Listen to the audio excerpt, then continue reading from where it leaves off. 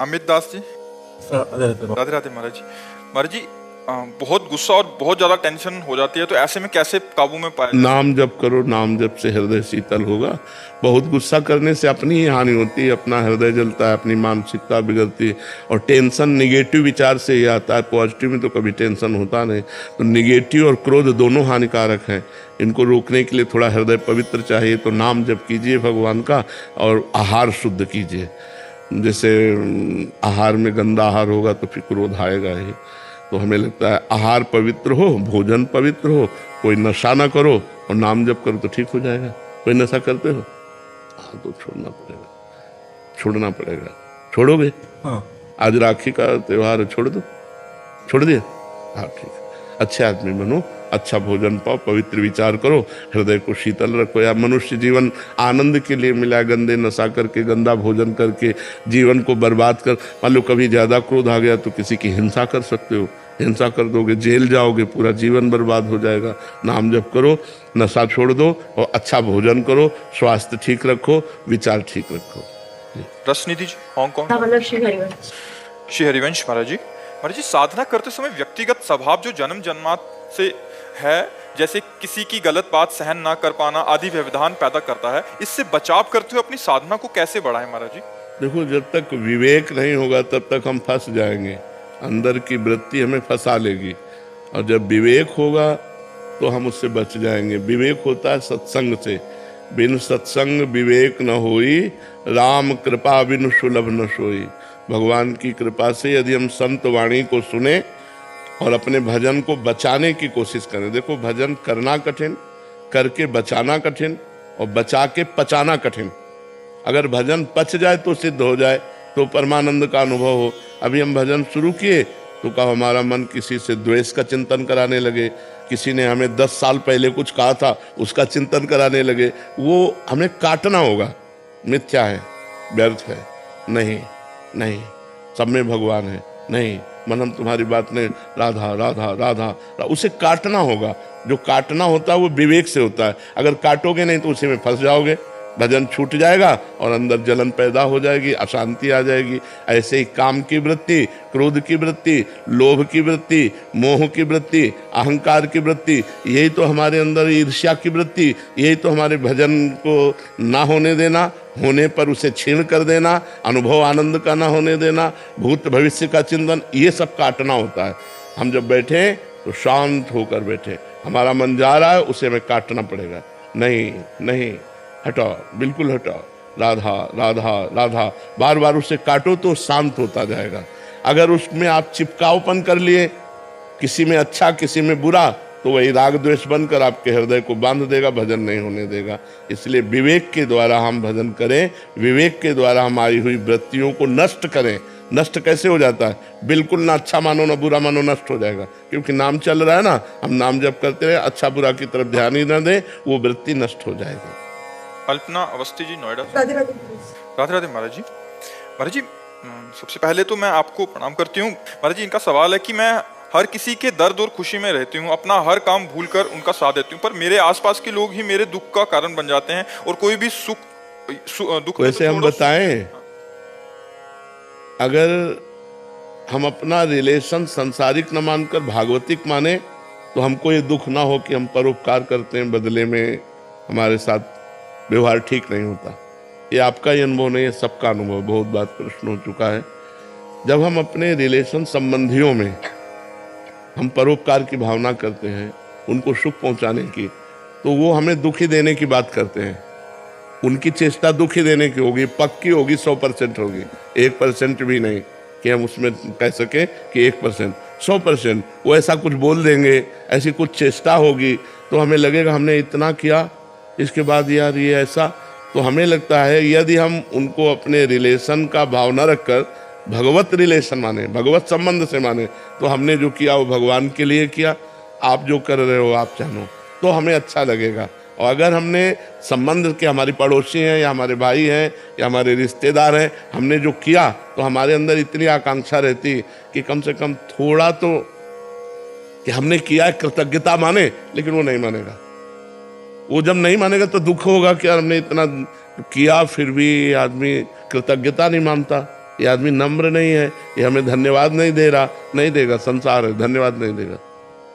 जब आप किसी का परोपकार करेंगे और अधिक करेंगे तो उसी के द्वारा माया ऐसा आपके साथ आचरण करवाएगी कि आपका मन दुखी हो जाएगा। तो आपको दुखी नहीं होना। आपने जो किया वो भगवान देख रहा है, वो जो कर रहा है उसे भगवान देख रहा है। अगर हम इस सिद्धांत में रहेंगे तो बच जाएंगे, नहीं तो बहुत गुस्सा आएगी और या बहुत दुख होगा। दो बातों में एक बात आएगी। तो हमें न क्रोधित होना है, न दुखी होना है, हमें भगवत भाव के द्वारा अपने को बचा लेना है। हर कोई अपने अनुसार इस्तेमाल करके गलत बोलकर चला जाता है महाराज जी। वही हम पूरी बात कह रहे हैं, वही बात कह रहे हैं। ये संसार ऐसा ही है, जैसे कहा जाता है ना कि कितना भी आप करो परिणाम में वो आपका साथी नहीं बनेगा। अगर उसको जरूरत पड़ी तो आपकी बात को नीचा दिखाने की कोशिश करेगा। वो ये नहीं सोचेगा कि कल इसने हमारे साथ बहुत अच्छा उपकार किया, मैं धन्यवाद देता हूं और मैं तुम्हारे साथ हूं। ऐसा संसार नहीं है, संसार का स्वभाव ऐसा नहीं है। वो तुमने जितना किया है उसके बदले में तुम्हें दुख ही देगा, जरूरत पड़ी तो तुम्हारे विरोध में खड़ा हो जाएगा। ऐसा संसार है।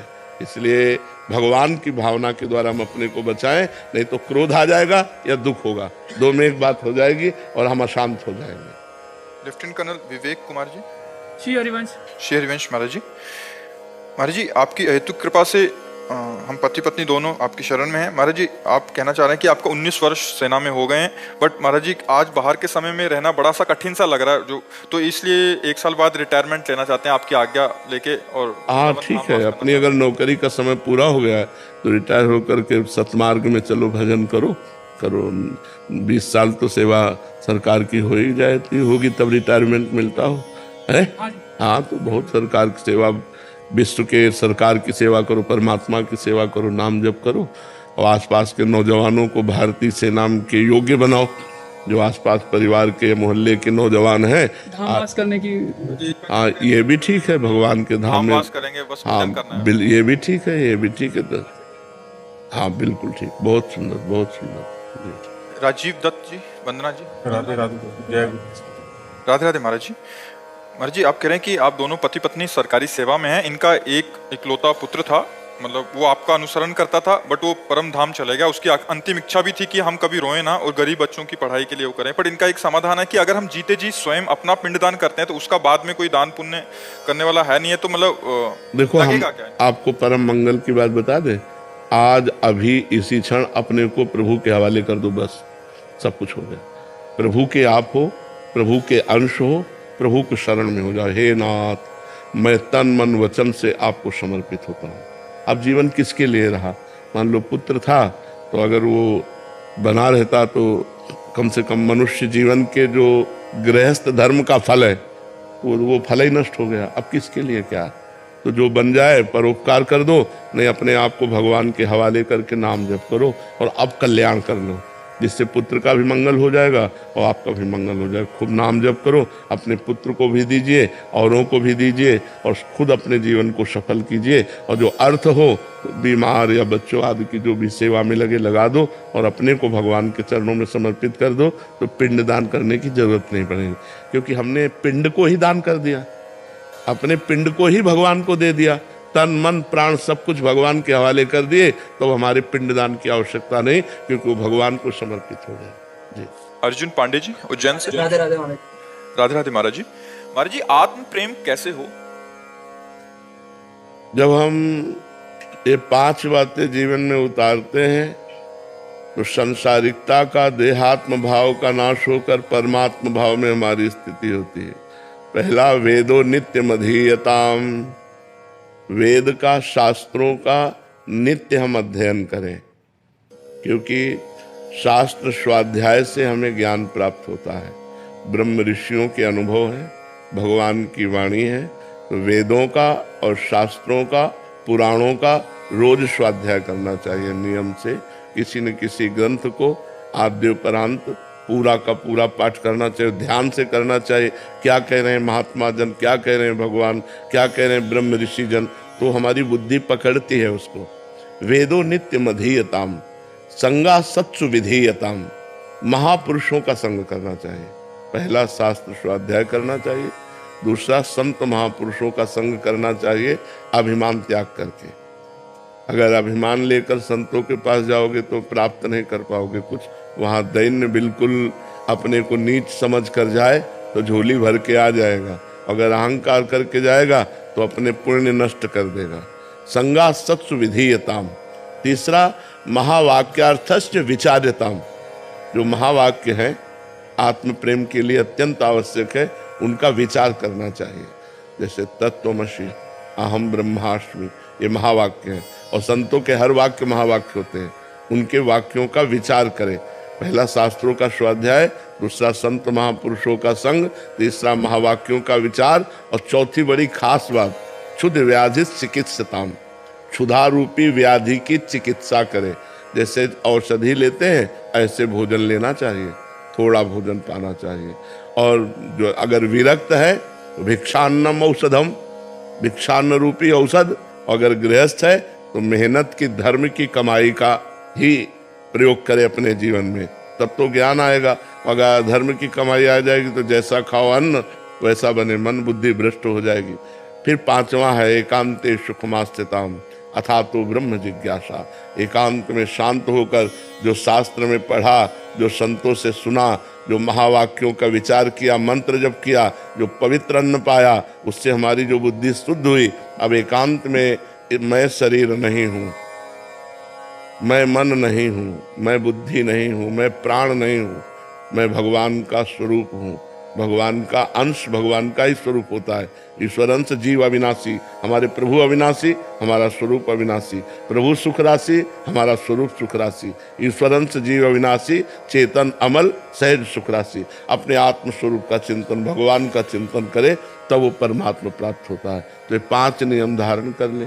रोज शास्त्रों का स्वाध्याय, संतों की वाणी का संग और जो संत उपदेश कर रहे हैं उसका विचार करके आचरण में उतारना। खूब नाम मंत्र जप करना और पवित्र आहार करना और एकांत में भगवान के चिंतन में डूबना, तो इससे परमात्मा प्रेम हो जाएगा। परमात्मा ही आत्मा है, आत्मा ही परमात्मा है। अमित सिंह जी। राधे राधे राधे राधे महाराज जी। महाराज जी, मैं ज्ञान योग का अनुयायी हूँ, लेकिन भक्ति मार्ग भी आकर्षित करता है। ज्ञान मार्ग पर चलते हुए पता नहीं चलता कि सही रास्ते पर हूँ या नहीं। इस बात से आश्वस्त कैसे हुआ जाए कि यात्रा सही दिशा में चल रही है? बिना गुरु के तो, बिना गाइड के हम नई जगह कहाँ जा सकते हैं? जैसे हमको यहाँ निधिवन जाना है, रंगनाथ जी जाना है, राधा रमण जाना है, अब हमें पता नहीं तो हमें गाइड करना पड़ेगा। ऐसे किसी ज्ञानी सद भगवान ने भी गीता में आदेश किया है कि महापुरुष के पास जाकर साष्टांग दंडवत करके उनको गुरु रूप से वरण करके उनके वचनों का पालन करें। ऐसे सुनना और गुरु रूप से वरण कर लेने में अंतर होता है। जब हमारे गुरुदेव बोलते हैं तो बिना विचार किए हम उनकी आज्ञा का पालन करते हैं। तो ये मार्ग चाहे भक्ति मार्ग हो चाहे ज्ञान मार्ग हो, ये पूर्ण गुरु से ही होता है। ध्यान मूलम गुरु मूर्ति, पूजा मूलम गुरु पदम, मंत्र मूलम गुरु वाक्यम, मोक्ष मूलम गुरु कृपा। मोक्ष मूलम गुरु कृपा। तो ज्ञान का मार्ग जो है वो पहले सिद्ध सदगुरुदेव का वर्ण करें, क्योंकि बिना सदगुरुदेव से ये मार्ग ही प्रारंभ नहीं होता। हमें क्या पता हमें क्या करना है, तो गुरुदेव आदेश करेंगे ना। और ज्ञान के मार्ग में शास्त्र जो आदेश करता है, लोक परलोक के भोगों से वैराग्य। बड़ा कठिन है। आप देखो, ज्ञान की बातें कर लेना अलग है, लेकिन जो ज्ञान के सूत्र हैं उनमें सद असद का विवेक, लोक परलोक के भोगों से वैराग्य, शम इंद्रियों का निग्रह, दम मन का निग्रह, मनोनिग्रह, तितिक्षा घोर सहनशील, सर्दी गर्मी मान अपमान दुख सुख सबको, श्रद्धा शास्त्र गुरु के वाक्यों पर यथार्थ बुद्धि, समाधान चित्त का परमात्मा में स्थित हो जाना, और मुमुक्षुता मैं मुक्त होना चाहता हूँ। ये साधन चतुष्टय के बिना ज्ञान मार्ग में चला नहीं जा सकता। तो हम एक चीज जरूर पकड़े, भगवत चिंतन चल रहा है कि नहीं, चाहे ज्ञान योग से हो, चाहे अष्टांग योग से हो, चाहे कर्म योग से हो, चाहे भक्ति योग से हो। हमारा उद्देश्य है संसार के चिंतन का त्याग करके भगवत चिंतन परायण होना। जिसे हम भगवान कहते हैं, ज्ञानी जन उसे ब्रह्म कहते हैं, योगी जन उसे परमात्मा कहते हैं, भक्त जन उसे भगवान कहते हैं, प्रेमी जन उसे अपने लाल कह के, लाडले कह के, प्यारे कह के दुलार, जैसे राधा वल्लभ लाल, बाकी बिहारी लाल, लाडली लाल, प्रिया प्रीतम, वही है। तत्व एक ही है, अलग अलग जगह से उनको पुकारा गया है। तो हमारा ब्रह्म चिंतन चलना चाहिए। शरीर का चिंतन, इंद्रियों के भोगों का चिंतन, शरीर संबंधियों का चिंतन, दुख सुख का चिंतन, भूत का चिंतन, भविष्य का चिंतन, इन सबको मिटिया मेट कर दे भगवत चिंतन के प्रभाव से, तब उसे शुद्ध ज्ञान प्राप्त होगा। भक्ति से चलो तो ज्ञान प्राप्त हो जाएगा, ज्ञान से चलो तो प्रेम प्राप्त हो जाएगा। आत्मरति से बात बनती है, केवल आत्मज्ञान से नहीं। आत्मज्ञानी तो बहुत मिल सकते हैं, लेकिन आत्म प्रेमी, आत्मरति, रति माने प्रेम, आत्मरति बहुत मुश्किल है कि देह रति छूट जाए। ज्ञान है लेकिन भोगों में भी रति नहीं है, तो ज्ञान किस काम का? ज्ञान है, किसको ज्ञान नहीं है? हमें लगता है सबको ये ज्ञान होगा कि शरीर हम नहीं है, शरीर छूट जाएगा, शरीर नाशवान है, सबको ज्ञान होगा, लेकिन सब शरीर से रति किए हुए है। तो ज्ञान तो है लेकिन उसका प्रयोग नहीं है, क्योंकि भजन नहीं है। बिना भजन के ज्ञान अज्ञान ही है। गोस्वामी तुलसीदास जी कह रहे हैं कि जोग कुजोग ज्ञान अज्ञानु, जहां नहीं राम प्रेम परधानु। जहां भगवान का प्रेम नहीं है, नाम जप नहीं है, भजन नहीं है, वहां जोग कुजोग है और ज्ञान अज्ञान है। सो सब कर्म धर्म जरि जाऊ, जहां न राम पद पंकज भाव। भगवान के चरणों में यदि भाव नहीं, वो सब धर्म कर्म में आग लगे। तो हमें लगता है कि नाम जप यदि हम भगवान का करें तो इससे हमारा ज्ञान भी पुष्ट हो जाएगा और प्रेम भी प्राप्त हो जाएगा। और अभी कुछ नहीं हुआ, न ज्ञान न प्रेम, और हम राम हरि राधा बोले, हमारे प्राण निकल गए, तो हमें भगवत प्राप्ति हो जाएगी। इसमें धोखा नहीं है।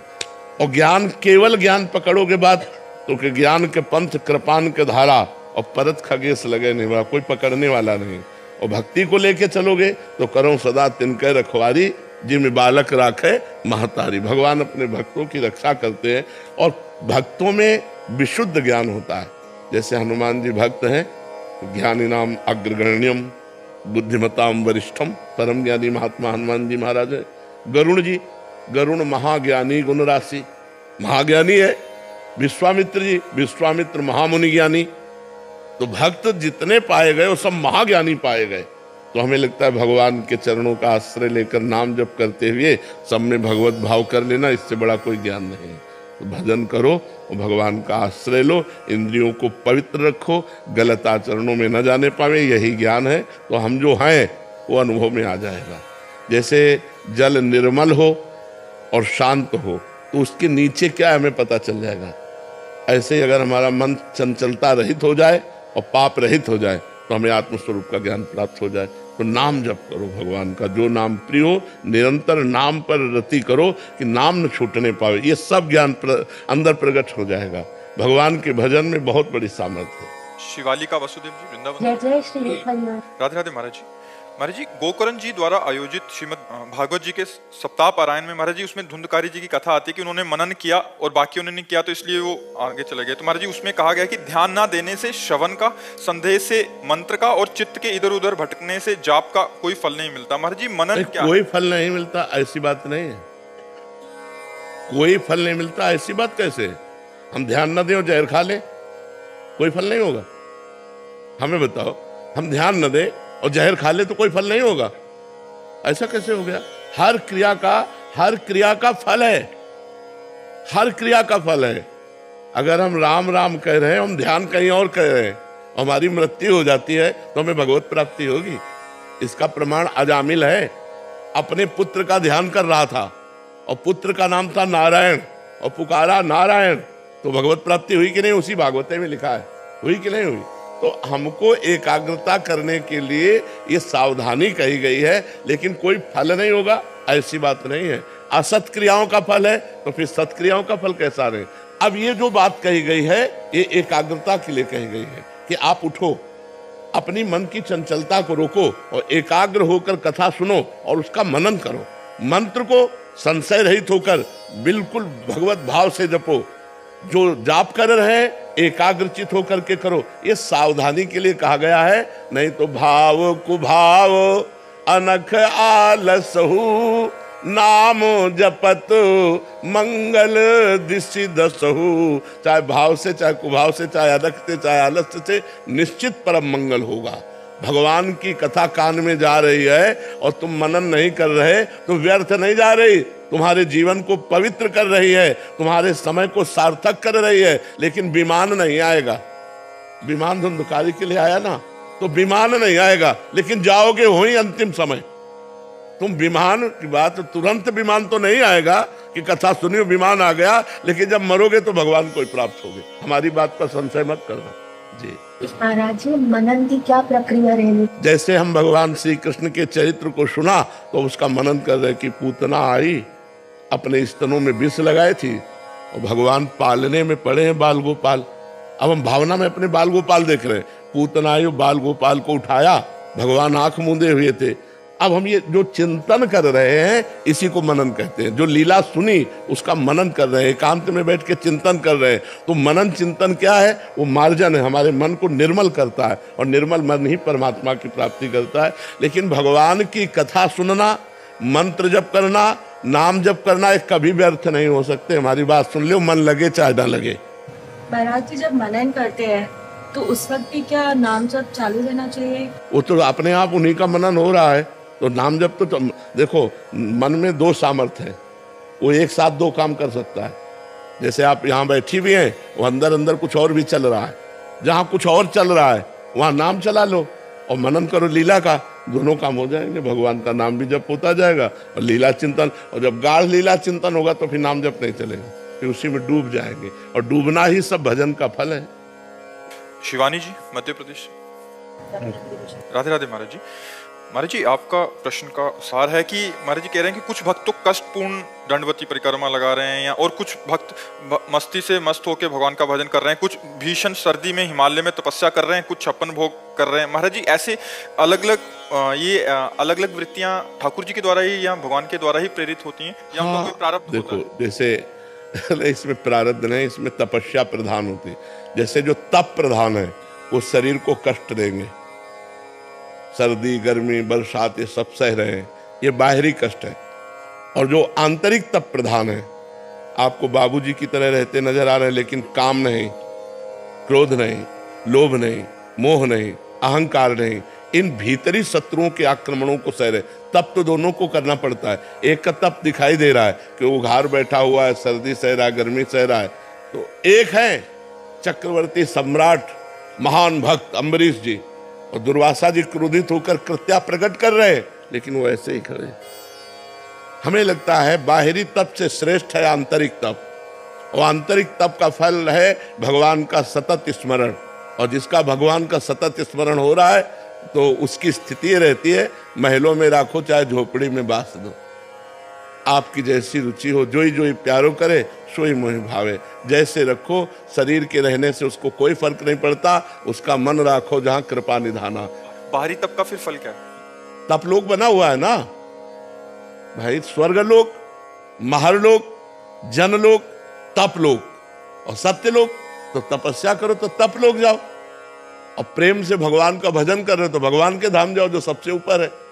तो अलग अलग भावनाएं हैं, कोई तप प्रधान है, कोई अष्टांग योग प्रधान है, कोई भाव प्रधान है, कोई प्रेम प्रधान है, कोई कर्म प्रधान है। तो सबके लिए भगवान ने अलग अलग साधन रखते, कर्म योग, अष्टांग योग, ज्ञान योग, भक्ति योग अलग अलग रख दिया है। जो जैसे स्वभाव वाला है वो वैसे। जैसे कुछ संतों की रहनी है दिगंबर, कुछ संतों की रहनी तपमय, और कुछ संत आपको राजा महाराजाओं की तरह दिखाई देंगे, लेकिन अंदर की स्थिति का भाव समझ पाना बड़ा कठिन है। हो सकता है हिमालय में बैठे हुए तप करने वाले की जो आंतरिक स्थिति है उससे ज्यादा स्थिति उस महापुरुष की हो। जैसे श्री सुखदेव जी लंगोटी भी नहीं पहनते थे और जनक जी सिंहासन पर बैठते थे, लेकिन सुखदेव जी के गुरु जी जनक जी हैं। ज्ञानियों में सर्वश्रेष्ठ परम ज्ञानी महात्मा जनक जी राजा हैं, और श्री सुखदेव जी के शरीर में एक लंगोटी भी नहीं है। इतना विरक्त महापुरुष एक राजा का शिष्य बनता है, परम ज्ञानी जनक जी। तो इससे तारतम्य नहीं लगाया जा सकता कि श्रेष्ठ कौन है। महाराज, फिर कर्म बड़ा या धर्म? धर्म से ही कर्म जो किया जाता है वो बड़ा होता है। अगर केवल कर्म की बात करो और धर्म नहीं लोगे तो अधर्म हो जाएगा। धर्म से युक्त कर्म किया जाए वो बड़ा है। धर्म से युक्त, आपका जो धर्म है उसके अनुसार कर्म कीजिए। जैसे अपनी पत्नी को तो वो धर्म है, और दूसरी माता बहन को वो अधर्म हो जाएगा। कर्म एक ही है, लेकिन ये धर्म से युक्त था और वो अधर्म से युक्त हो गया। तो जो धर्म से युक्त कर्म है वही वास्तविक कर्म है, और जो धर्म से युक्त नहीं वो अधर्म है, वो कुकर्म है, वो अधर्म है। सुनील शर्मा जी राजस्थान से। राधे राधे महाराज जी। महाराज जी, आपकी कृपा से हमारे शहर में नित्य प्रभात फेरी व घर घर जाकर श्री राधा नाम संकीर्तन करते हैं महाराज जी। महाराज जी, इनका एक दो प्रश्न है महाराज जी। जैसे घर घर जाकर नाम संकीर्तन करते हैं तो उसमें क्या क्या सावधानी रखनी चाहिए? पहली सावधानी रखनी चाहिए कि भेंट नहीं लेना चाहिए। दूसरी सावधानी ये रखनी चाहिए कि कहीं हमारा किसी माता बहन के प्रति गलत भाव ना हो जाए।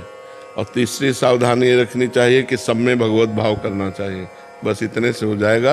वो अगर भोजन पवा देते हैं तो पा लेना चाहिए, प्रसाद दे देते हैं तो ले लेना, क्योंकि भोजन प्रसाद ठाकुर जी को भोग लगा के अगर हमें देते हैं तो हम ले लेते हैं, उसे पा लेते हैं। अगर वो नहीं तो हमें फिर वहाँ कुछ नहीं लेना चाहिए। भोजन के लिए ना जी, वैसे हमने आपकी कृपा से मना ही कर रखी है जी। हाँ तो अच्छा है, पर अगर प्रसाद दे तो अपमान न करे। तिनका प्रसाद। हाँ बिल्कुल, बहुत सुंदर, बहुत सुंदर। ये तो और निष्कामता उत्तम बात है, बहुत सुंदर बात है। भगवान के नाम कीर्तन से समस्त जगत को पावन करने की सामर्थ्य प्रकट हो जाती। नाम संकीर्तनम यस्य सर्वपाप प्रणाशनम, प्रणामो दुख शमनम तम नमामि हरिम परम। भगवान को प्रणाम करना, भगवान का नाम कीर्तन करना, ये सब जगत मंगल के लिए। आपका मंगल तो होगा ही, हजारों का और मंगल होगा। जो प्रभात फेरी है ना, सुबह सुबह सबके कानों में राधा वल्लभ नाम, हरिवंश नाम, राधा नाम पढ़ता है, हर जीव का मंगल होता है और उसका पुण्य आपको प्राप्त होता है। क्योंकि सैकड़ों लोगों के कानों में नाम पहुंचा, उनके पाप नष्ट हुए, तो आपका जरूर मंगल। बहुत उत्तम बात जी। इनके एक दो और समाधान थे कि घर परिवार में अगर किसी की मृत्यु हो जाती है तो प्रभात फेरी में जा सकता है? बिल्कुल, प्रभात फेरी जा, बिल्कुल नाम कीर्तन करना चाहिए। इसमें कोई कथा कीर्तन तो और किया जाता है।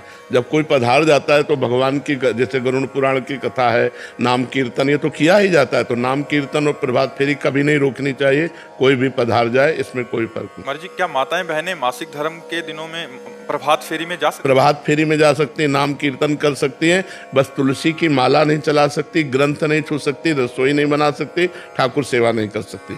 और बकाया नाम जप कर सकती हैं, जो पद याद है वो गा सकती हैं, प्रभात फेरी में जा सकती हैं, ये सब कर सकते हैं। माजी, जैसे अपने रसिक जन और दीक्षित जन है ना जी, जब कोई उत्सव होता है, जैसे हरियाली तीज हो गया, हाँ हाँ होगी, तो वो जब प्रसादी के लिए कहते हैं, भोजन प्रसादी के लिए, तब वहाँ पा लेना चाहिए। हम तो इसलिए पाले की बात कहते हैं कि हम जहाँ कीर्तन करने जाएंगे तो वहाँ हमारे ठाकुर जी जरूर होने चाहिए। मतलब उनके घर में नहीं है तो अपने छवि ले जाए, अपने ठाकुर जी विराजमान। तो अब जो हमारे ठाकुर जी को भोग लगाएगा वो भोग हम पा सकते हैं, वो भरपेट भी पा सकते हैं। अगर हमारा कोई प्रिय गुरु भाई है, कोई प्रियजन है और हमें पवाता तो हम पा लेते हैं, नाम कीर्तन करते हैं, क्योंकि ये जीवन भगवान का है। अर्थ नहीं लेते, भेंट नहीं लेते। हाँ हाँ, बहुत सुंदर, ये बहुत सुंदर कार्य है और ऐसा सबको करना चाहिए अपने अपने नगर मोहल्ले गांव में, जिससे मंगल हो। आजकल कहाँ नाम कीर्तन, कहाँ ऐसे लोग शराब पी करके गाली गलौज करके नालियों में पड़े रहते हैं, ऐसे आचरण बढ़ रहे हैं।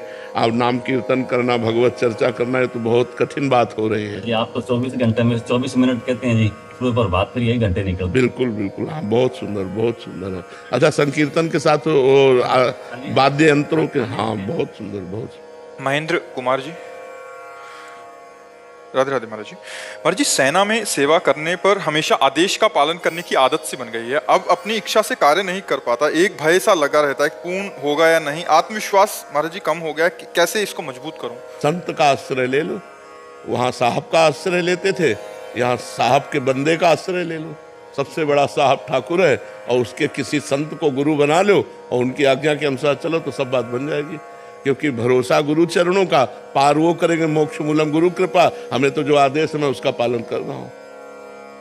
समझ में आ रही ना? ये तो बहुत अच्छी आदत है कि आज्ञा पालन करने का स्वभाव बन गया है। तो अगर गुरुदेव की आज्ञा का पालन किया जाए तो माया पर विजय प्राप्त हो जाए। तो किसी संत महापुरुष को गुरु मानकर उनकी आज्ञा के अनुसार चलो तो मंगल हो जाएगा आपका। आयुषी चौधरी जी, मुंबई से।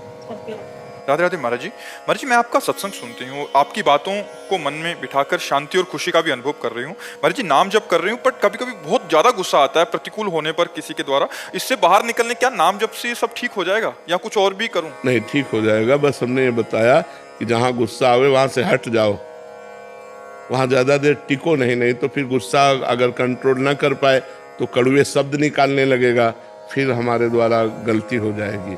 तो जहाँ जिस आदमी से, जिस स्थान पर रुकने से हमें क्रोध आ रहा हो, पहले उस स्थान का त्याग कर देना चाहिए, तुरंत वहाँ से हट जाना चाहिए, चले जाना चाहिए, अपनी हार मान लेनी चाहिए, अपने को डरा हुआ मान लेना। जब मान लो सामने वाला डर गया, देखो भाग गया, अपने को ऐसा मान लेना चाहिए और गुस्सा को शांत कर लेना चाहिए। अगर हम उत्तर प्रत्युत्तर देते रहेंगे तो फिर हम गाली गलौज में आ जाएंगे, फिर हिंसात्मक वृत्ति आ जाएगी। क्रोध अशांति पैदा करता है, क्रोध संपूर्ण भजन की शांति को छीन कर देता है।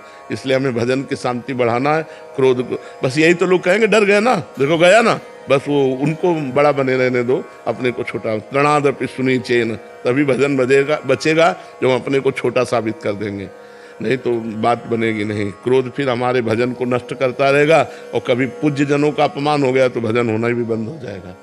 अगर अपने से पूज्य हैं, जैसे सास ससुर माता पिता, इनका अपमान हो गया तो फिर भजन नहीं होगा। फिर उस समय लगता है कि एक बार तो जवाब दे दूं, बाकी तो वो अहंकार, तभी तो कहा अपने को छोटा मान लो।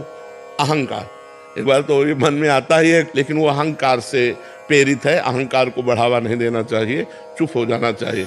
कई लोगों का भाव रहता है अगर हम चुप हो गए तो ये और बढ़ जाएगा। नहीं, आप चुप हो गए तो उसको परमात्मा ठीक कर देगा। उमा क्षमा साप होते भारी, अपने कर्म जाय अपकारी। जो आपका अमंगल सोच रहा है, आप चुप हो जाओगे तो उसको थप्पड़ परमात्मा का लगेगा, और आपका थप्पड़ बहुत हल्का है और उसका लगेगा तो बहुत जोर का लगता है। उसके थप्पड़ में आवाज नहीं होती, लेकिन पीड़ा बहुत भयंकर होती है। अपने थप्पड़ में तो आवाज होगी, उतनी पीड़ा नहीं होगी। ऐसी घटना घटा देगा कि सारा दिमाग ठीक कर देगा। वो बहुत बड़ा मालिक है, इसलिए उसके ऊपर छोड़ दे निर्णय, और अपने को छोटा मान के खसक ले, अपना भजन बचावे, अपने शांति को बचावे, अपने आनंद को बचावे। डॉक्टर विवेक, कोलकाता से। राधे राधे महाराज जी। महाराज जी, सफलता धन प्रतिष्ठा से प्रेरित इस दुनिया में ऐसा क्यों है कि जिसके पास सब कुछ है वो अक्सर आंतरिक अशांति से जूझते हैं, जबकि जिसके पास न्यूनतम साधन है वो आनंद? क्योंकि जितना विषय होगा उतना चिंतन भ्रष्ट होगा। जितना विषय बढ़ेगा, भ्रष्ट माने तक गिरना, जितना आपके पास सुविधा भोगी मन होगा उतने में अध्यात्म से गिरेगा, और जितना त्यागी मन होगा उतने अध्यात्म की तरफ बढ़ेगा।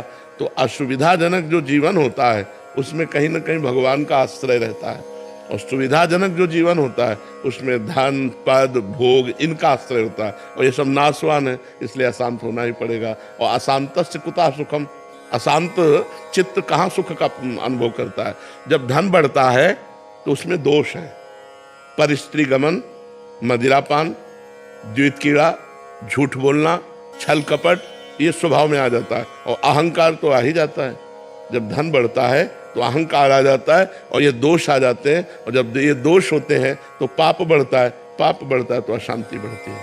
तो अशांतस्य कुतः सुखम, जो अशांत है वो कहाँ से? त्यागात शांति अनंतरम, जो त्याग परायण है उसको शांति का अनुभव होता है, जो भोग परायण है वो अशांति का अनुभव करेगा ही करेगा, क्योंकि मन कभी शांत नहीं होता भोगों से, मन भोगों के त्याग से शांत होता है। और हमें चाहिए शांति, और हम भोग भोगने में देखो कैसा चालबाज मन है, अपने धर्म से युक्त पत्नी की तरफ तो वो दूसरे की तरफ दिखाता है कि अगर ये हम भोग लें, ये भोग लें, ये भोग लें तो हम सुखी हो जाएंगे। और जहाँ मनुष्य अपने धर्म की रेखा को पार किया, बस वही अशांत, दुख, चिंता, शोक, भय ये उसे घेर लेते हैं।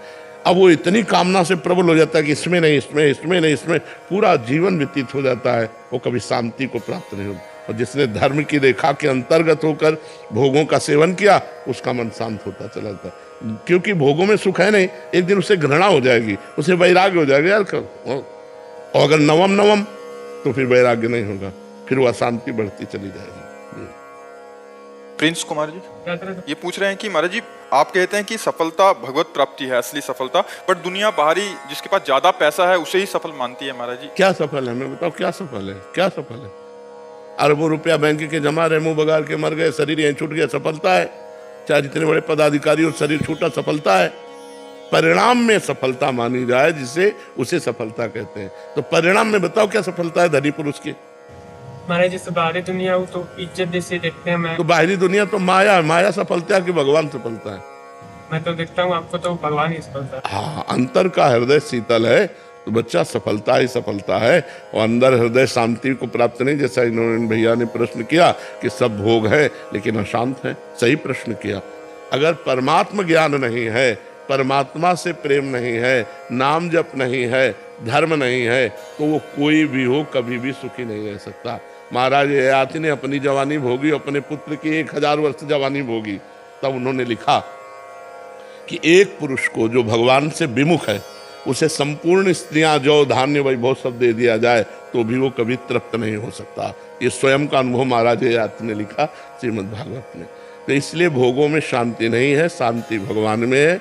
भगवान को प्राप्त करना ही सफलता है, भगवान का भजन ही सफलता है, ना कि सुख वैभव धन संपत्ति कोई नहीं। जब शरीर ही नहीं जाएगा, आप सोचो, शरीर ही नहीं जाएगा तो फिर हमारी सफलता क्या रही? यहाँ की क्या सफलता रही? ये मकान हमारा नहीं रहेगा, शरीर हमारा नहीं, बैंक बैलेंस हमारा नहीं, पद नहीं, प्रतिष्ठा नहीं, तो क्या मतलब रहा यार?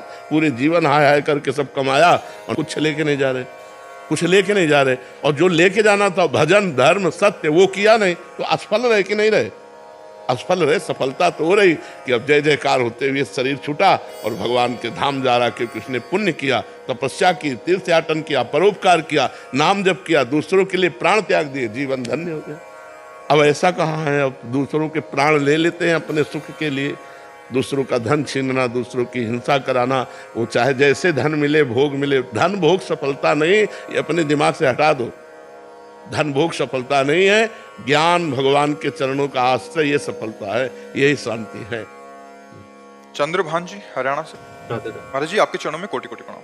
महाराज जी आप जब सुबह पदयात्रा के दौरान आते हैं तो आप दोनों हाथ उठा के आशीर्वाद की स्थिति में रखते हो, तो महाराज जी एक भाव ये भी आशीर्वाद की स्थिति में नहीं रखते, हम शरणागत की स्थिति में रखते हैं। ये स्थिति आप आशीर्वाद की समझते होगे, हम शरणागत की स्थिति। शरणागत की स्थिति ऐसी होती ना कि हे प्रभु इतने रूपों में आए, हम किस किस की पूजा करें, इसलिए हम सबकी शरण में हैं, सबकी ऐसे करते चलते हैं, ऐसे करते चलते हैं। मुझे लगता है कि आप सबको आशीर्वाद दे रहे हैं, सब इधर भी। वैसे आपकी भावना है, लेकिन हम सबके चरणों में प्रणाम करते चलते हैं, ऐसे चलते हैं हम, ऐसे कि हम सबकी शरण में हैं। हमारे भगवान इतने रूपों में आए हैं, हम सब भगवत स्वरूपों की शरण में, हम ऐसे चलते हैं। और दूर से लगता है बाबा दोनों हाथ से आशीर्वाद दे रहे हैं। तो अच्छा है, अपनी भावना का आनंद ले, अपनी भावना का आनंद लेके एक आदमी तो एक हाथ से आशीर्वाद देता है, दोनों हाथ से देते हैं। हम अपनी भावना का आनंद लेते हैं कि हम शरण में हैं, हे प्रभु हम आपकी शरण में, इतने रूपों में मेरे भगवान आए हैं और मैं अपने भगवान की शरण में हूँ। ये शरणागति का है ना, सरेंडर होने का यही तो है ना, दोनों हाथ ऊपर करो यही सरेंडर होना। तो हम अपने भगवान की शरण में हैं और स्वरूपों में भगवान है। दूसरा भाव था कि मतलब हम दूसरा भाव ये भी आता है कि आप सभी को समझाते हो कि प्रभु की शरण में हो जाओ अभी। हाँ बात सही, अपने अपने भाव से जाकी रही भावना जैसी, प्रभु मूर्ति देखी तीन तैसी। महाराज जी अपने श्रीमुख से राम नाम देते। राम राम राम राम। जीत मनी पात्रा जी। राधे राधे राधे। महाराज जी, महाराज जी सुबह की पदयात्रा में एक सेम प्रश्न था, तो कह रहे हैं कि आपसे थोड़ा नाराज हैं, कल यात्रा में आए तो हमने बहुत प्रयास किया कि आप हमारी तरफ देखें पर देखा नहीं, तब से गुस्सा हो गए हैं। कह रहे कि देखो एक बात बताएं, हम अपना कैमरा तो बाहर दिखाई देता है लेकिन ऑफ रहता है, एक भी फोटो हमारे कैमरे में नहीं आएगी नहीं तो हम बैठकर यही चिंतन करेला। कोई मुस्कुरा रहा था, कोई नाराज हो रहा था, कोई प्रणाम कर रहा था, कोई हंस रहा था, कोई नाच रहा, एक भी फोटो हमारे कैमरे में नहीं आएगी।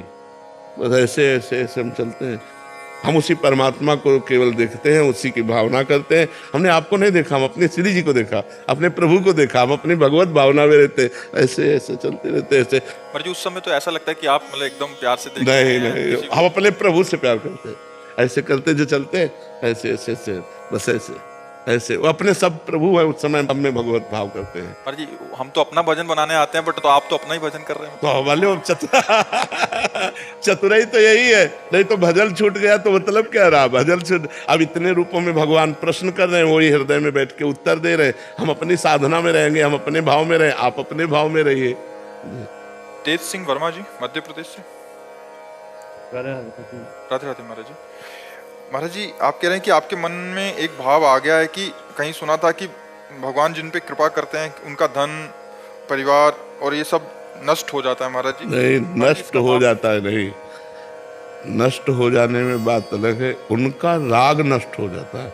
नहीं तो भगवान की अम्बरीश जी के ऊपर महान कृपा थी और चक्रवर्ती सम्राट थे, पत्नी थी, पुत्र था, परिवार था। धन चक्रवर्ती सम्राट के पास कितना होगा, रानियां कई थी, पुत्र थे, और इतना भगवान की कृपा थी कि दुर्वासा जी फेल हो गए उनके आगे। भगवान कहते जिस पर मैं अनुग्रह करता हूँ तो ये माया जनित है ना, उसका राग नष्ट हो जाता है। एक से एक महान भगवान के भक्त हुए जो राज परिवारों में रहे। तो हम थोड़ा भगवान की बात को समझें। धन से राग नहीं रहेगा, परिवार से मोह नहीं रहेगा, वो निष्काम रहेगा, भगवान में प्रेम करे। तो ये भगवान जिस पर मैं अनुग्रह करता हूँ उसको माया मुक्त कर देता हूँ। ऐसा नहीं कि वो बेचारे के हाथ में कटोरा पकड़ा करके केवल भीख ही मांगने लायक बना दे, ऐसा नहीं, ऐसा नहीं। भगवान तो कहते मैं उनके प्रणत कुटुंब पाल रघुराई, शरणागत भक्त के परिवार का भी पोषण भगवान करते हैं। भगवान जो है हर इच्छा ऐसी बरसती है कि उसके अंदर इच्छा ही नहीं रह जाती है, हर इच्छा उसे पूर्ण सुखी कर देती है। वो दिल्ली वाले सेठ की आपके श्रीमुख से सुन लिया था, वो कैसा लगा वो दिल्ली वाले सेठ को जो ये? हाँ देखो, उसमें क्या होता है कि जब प्रबल में तुम्हारा राग नष्ट नहीं हो रहा तो वस्तु का अपहरण कर लिया और तुम्हें भगवान मिल गए। 100 रुपया ले लिया, 1 करोड़ दे दिया, तो लाभ हुआ कि घाटा? लाभ हुआ ना। तो नकली रुपया हटा दिया, असली भगवान मिल गए, तो कितना बढ़िया लाभ हुआ। पर ऐसी बात अगर हम उसको समझेंगे नहीं तो भयावह लगेगी नहीं। तो ऐसा नहीं है, भगवान कृपा करते हैं। हाँ, अंतिम फाइनल में भगवान जिससे मिलना चाहते हैं उसे सारे राग हटा करके स्वयं मिल जाते हैं। अब वो 2 प्रकार से राग हटता है। जैसे मान लो कांटा लगा तो कांटा निकाल दिया, और कैंसर हुआ तो पांव कटवा दिया। अब वो कैंसर तो पांव काटना पड़ेगा ना, पर कृपा है कि नहीं उसमें? अगर पांव नहीं काटा जाएगा तो पूरा शरीर नष्ट हो जाएगा। तो ऐसे ही भगवान पाप को नष्ट करने के लिए, बहुत प्रबल पाप को नष्ट करने के लिए थोड़ा भोग भुगा दिया, थोड़ा कष्ट दे दिया, पर अपने भक्त की रक्षा करते हैं, भक्त को दुलार करते हैं भगवान।